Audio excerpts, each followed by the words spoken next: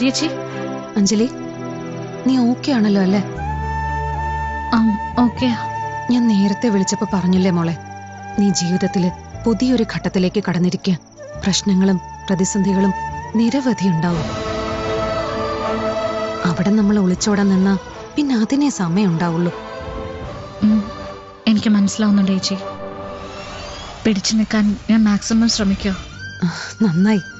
പക്ഷേ ശ്രമിച്ചാ മാത്രം പോരാ, പിടിച്ചു നിക്കണമെന്ന് തന്നെ തീരുമാനിക്കണം. പിന്നെ നിന്റെ അർജുൻ എന്ത് പറയുന്നു? ആള് നിന്റെ സൈഡ് തന്നെയല്ലേ? ചേച്ചി ഇപ്പൊ വിളിച്ച കാര്യം എന്താ? ആദ്യം അത് പറ, കേൾക്കട്ടെ. അച്ഛന് അത് പിന്നെ ഞാൻ പത്മയുടെ കാര്യം പറയാൻ വേണ്ടിട്ടാ നിന്നെ വിളിച്ചേ. പത്മയോ? ചേച്ചി ഒരു മിനിറ്റ് ഒന്ന് ഹോൾഡ് ചെയ്യണേ.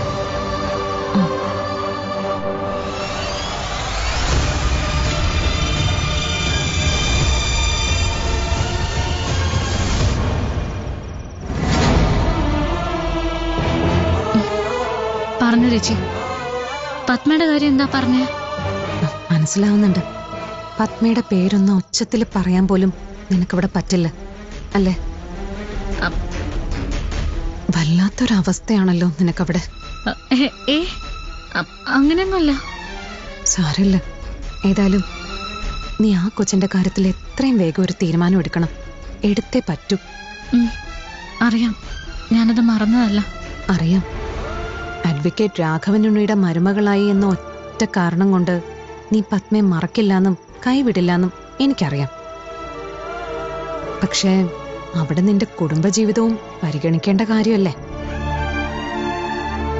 അതുകൊണ്ട് ഇലയ്ക്കും മുള്ളിനും കേടില്ലാത്ത വിധം വേണം നീ ഈ വിഷയം കൈകാര്യം ചെയ്യാൻ.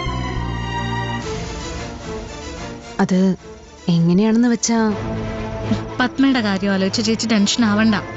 അതെന്താണ് ചെയ്യേണ്ടതെന്ന് വെച്ചോടി.